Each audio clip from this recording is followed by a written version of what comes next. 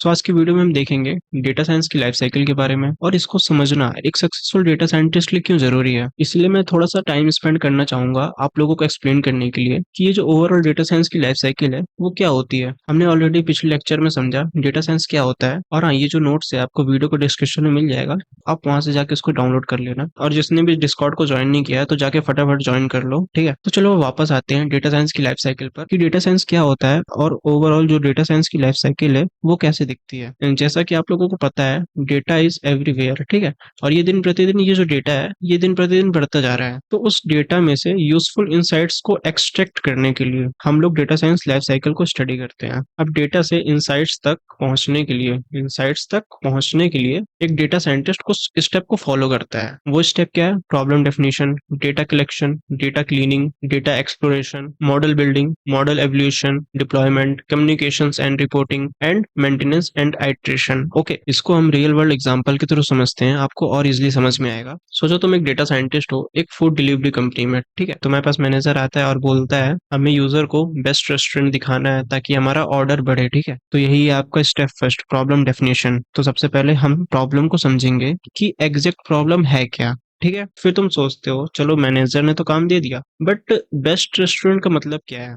High rating या ज्यादा order? तुम्हारा फाइनल गोल है प्रेडिक्ट करना कौन सा रेस्टोरेंट सबसे ज्यादा ऑर्डर लेगा, ठीक है। Then step two, data collection. आप क्या करोगे? डेटा कलेक्ट करोगे। जैसे जैसे आप पास्ट ऑर्डर कलेक्ट करोगे, ठीक है। आप कस्टमर की रेटिंग भी कलेक्ट करोगे, डिलीवरी का टाइम आप नोट करोगे, रेस्टोरेंट लोकेशन आप देखोगे। तो आप क्या करोगे? डेटा को कलेक्ट करोगे, ठीक है। देन नेक्स्ट स्टेप है डेटा क्लीनिंग। अब जब आपने डेटा को कलेक्ट किया तो उसमें बहुत सारे डेटा मैसी है, मतलब उसमें बहुत सारे मिसिंग रेटिंग है, ठीक है। डुप्लीकेट ऑर्डर्स बहुत सारे हैं, रॉन्ग डिलीवरी टाइम्स हैं, तो इसमें ना बहुत सारे डेटा मिसिंग है। तो आप क्या करोगे? फिक्स करोगे वैल्यूज को, फिर क्या करोगे? रिमूव करोगे डुप्लीकेट्स को, आप एरर को करेक्ट करोगे, ठीक है। और मोस्ट ऑफ द 80% टाइम एक डेटा साइंटिस्ट का डेटा क्लीनिंग में ही चला जाता है, क्योंकि जो डेटा हमारे पास कलेक्ट होता है उसे हम डेटा डंप कहते हैं। क्या बोलते हैं? Data dump.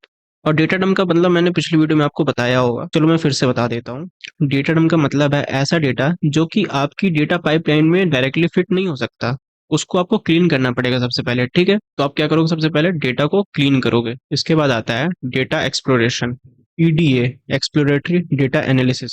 अब तुम डेटा को एनालाइज करते हो, उसमें से पैटर्न को फाइंड आउट करते हो, like high rating equal to more orders, fast delivery equal to more customer, happy customer. Okay, then weekends में ऑर्डर्स ज्यादा आना, ठीक है। आप ये सब पैटर्न को फाइंड आउट करते हो, ठीक है। Then next step, model building. आप मॉडल बिल्ड करते हो, आप मॉडल को ट्रेन करते हो कि कौन सा रेस्टोरेंट ज्यादा ऑर्डर्स लाएगा, ठीक है। अब आता है नेक्स्ट स्टेप, मॉडल एवोल्यूशन। अब आप चेक करते हो मॉडल कितना सही है, कितना अच्छा परफॉर्म कर रहा है, और इसके अंदर बहुत सारे मैथमेटिक्स का यूज होता है। अगर मॉडल वीक है तो आप उसको इम्प्रूव करते हो, अगर मॉडल स्ट्रांग है तो आप नेक्स्ट स्टेप की तरफ बढ़ जाते हो, जो कि है डिप्लॉयमेंट। एक बार आपका मॉडल बन गया, प्रॉब्लम का सोल्यूशन बन गया, तो आप लोग इसको डिप्लॉय करोगे, ठीक है। यहाँ पे यूजर को दिखने लगता है ट्रेंडिंग रेस्टोरेंट, पॉपुलर फूड, ठीक है। अब नेक्स्ट स्टेप आता है कम्युनिकेशन। इसमें हम यूजली डैशबोर्ड बनाते हैं, बॉस को रिपोर्ट करते हैं, टीम को समझाते हैं, fast delivery plus high rating equal to more orders, ठीक है। देन लास्ट स्टेप आता है मेंटेनेंस। टाइम के साथ सब कुछ चेंज होता है, आपने मॉडल को डिप्लॉय किया तो आपके पास न्यू न्यू कस्टमर के डेटा आएंगे, न्यू न्यू रेस्टोरेंट ओपन होंगे, ठीक है। न्यू न्यू कस्टमर के बिहेवियर्स के बारे में आपको पता चलेगा, तो टाइम टू टाइम आप उस मॉडल को क्या करोगे? अपडेट करते जाओगे, उस मॉडल को क्या करोगे? आप इंप्रूव करते जाओगे, ठीक है।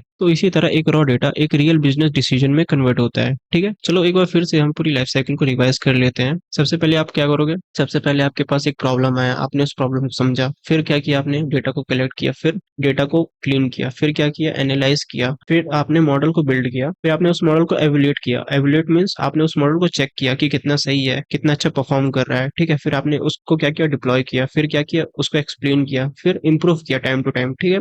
तो यही है आपका डेटा साइंस लाइफ साइकिल, जो कि हम स्टेप बाय स्टेप फॉलो करते हैं। तो बस इतना ही आज के लेक्चर में, और मैंने इसको बहुत इजी वे में समझाया है, step by step real world example के साथ। और अगर आपको फिर भी समझ में नहीं आया तो आप इस लेक्चर को एक बार फिर से देखो, ठीक है। और ये नोट्स आपको डिस्क्रिप्शन में मिल जाएगा, तो आप वहां से जाके डाउनलोड कर लेना, और डिस्कॉर्ड को भी ज्वाइन कर लो फटाफट जिसने भी ज्वाइन नहीं किया है, क्योंकि हम आगे कोर्स में बहुत कुछ करने वाले हैं। तो मिलते हैं हम नेक्स्ट लेक्चर में, तब तक के लिए बाय बाय।